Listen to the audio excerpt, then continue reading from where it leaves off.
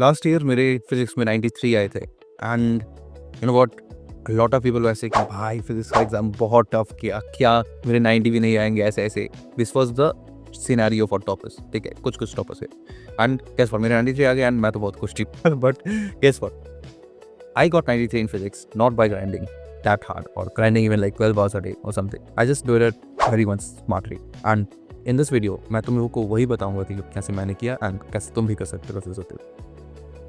So you'll break this down into like three parts, particularly the concepts, nodes, questions, blah blah blah. Concept के बारे में, if you are someone who is like 11 में you made it very chill, then भाई JEE means निकलने नहीं वाला तेरा। But if you are only thinking about CBSE, then 12 में ऐसा भी नहीं है कि 11 में कुछ भी नहीं आता, then 12 में तेरा कुछ नहीं होगा, ठीक है।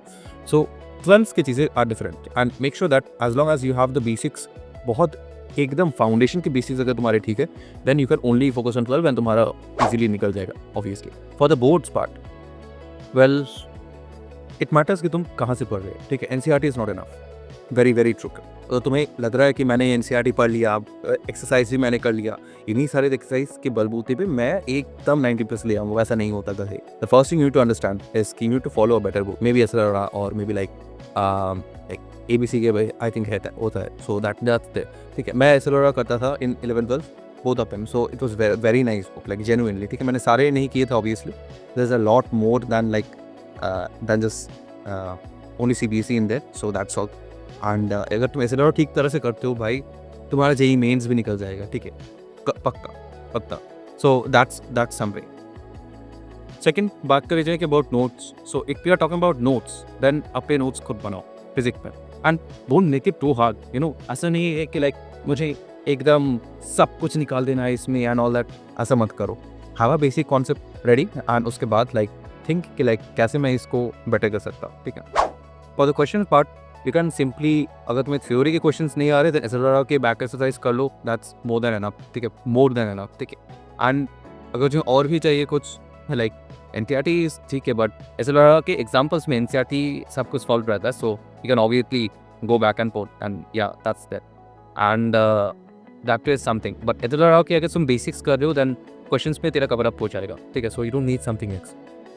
For the concept learning part, it's not like like मैं ऐसा नहीं करता था कि मैं सब कुछ, it's more on the lines, instead of like you don't read the chapters, instead of it's more on the lines how you taught them yourself back to yourself. So this is one very simple thing which I used to do. Once मेरा सब कुछ clear हो जाता था, like at least एक chapter मैंने पढ़ लिया, after like I will take a break, obviously मैं फिर से कंसिस्टेंट नहीं पढ़ता था, so I used to take a break and उसके बाद I used to just simply revise, ठीक। एंड रिविजन में ना, it used to be so much less time and it's like if I can explain it, I've got it. That's the idea that you should have. And ये बहुत ही simple है, like एक बार revision कर रहे हो and तुम्हारे दिमाग है ना वो एकदम रह जाता है, एकदम it's more in it's Bengali we call it like माथा गिर जाए, so it's just like that. So that's the thing. And you know, forget fancy notebooks. It's more on the lines कि like तुम्हारा खुद का नोट्स कैसा है। अगर तुम नोट्स नहीं बना रहे हो, then please make it. Please make it, ऐसा नहीं मत करो कि लाइक मैं दूसरों के नोट्स पढ़ के समझ जाऊँगा। Two things happen when you are making your own notes. One, when you are writing it yourself, तुम्हारे ब्रेन में इट वर्क्स डिफरेंटली, ठीक है। एंड सेकेंडली, जब तुम खुद अपने नोट्स बनाते हो, revision is so much faster, genuinely, ठीक। मतलब जब तक तुम खुद नहीं करोगे तुम्हें पता नहीं लगेगा, तुम खुद कर रहे हो then I think you probably know it, ठीक है। So that's that. And another important part is Another very important part is pattern recognition in physics, in chemistry, and maths can go a very very long way, ठीक है। So if you are someone who thinks कि like मुझे physics में बहुत अच्छे marks है without working hard, then before you start actually grinding, just see कि last 3 या 5 years में what type of questions have come from that chapter. It's a little bit hard when you do it on the first, but trust me, ये एक ऐसा step है ना, अगर तुम ये खुद ब खुद धीरे देख के करते हो, लाइक एक दिन निकालो before the study part and like just simply 5 previous year questions था एंड जस्ट अंडरस्टैंड टू किस तरह क्वेश्चंस आ रहे हैं एग्जाम, इस चैप्टर से ये सवाल आते हैं, ठीक है। So just note them down and them grind करो फिर से। So that is a crazy thing guys, ठीक।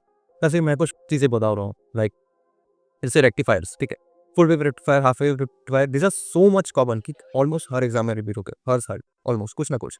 So that is one important part. Moving coil galvanometer is a very very important concept. ठीक है, like voltage meter से ammeter कैसे होता है and all that. तो ये सारी चीज़ें crystal clear रहनी चाहिए तुम्हारे दिमाग में, you know, like and some basic questions like let's say diamagnetic, paramagnetic, बहुत ही simple है, you know, but you have to keep in mind because इससे ना एकदम कोई marks easily आ जाते हैं whenever there is a question. Transformer is another important concept. ठीक है, like the transformer ratio, ठीक है, voltage by V1, V in by V out, ठीक है.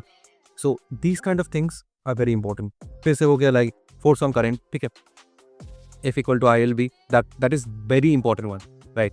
Optic के basics बहुत आते हैं like convex and और convex mirror दे भी, and you just need to understand कि sign कैसा होने वाला है, and based on that you can simply take it out. Like these are not some fancy formulas, like but बहुत simple है. शायद तुमने ये सारी चीज़ें तो अभी क्लास 10 या 9 में भी किए होंगे, and that's all there is. You just need to figure out कि साइन कैसा होने वाला है and you're done, like all cool.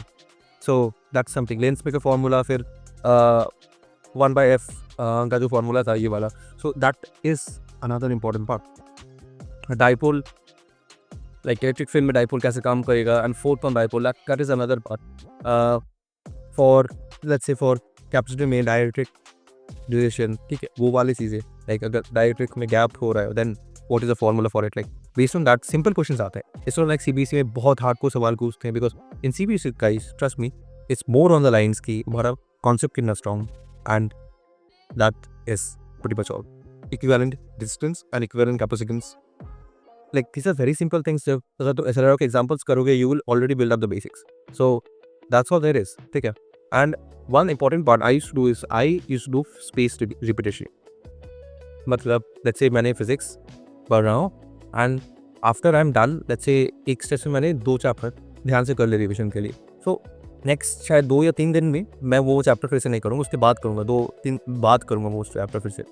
So 2 things happen. एक होता है कि माई माइंड इज़ फ्री कि लाइक अब फिजिक्स नहीं पढ़ना, एंड सेकेंडली जब मैं रिविजन कर रहा हूँ ना, when I am doing the first revision, then when I am doing second revision, third revision, ये जो टाइम होता है रिवाइज करने का ये कम जा रहा है, and in the memory it's going constant, like याद रहती है चीज़ें. So that is one very important part.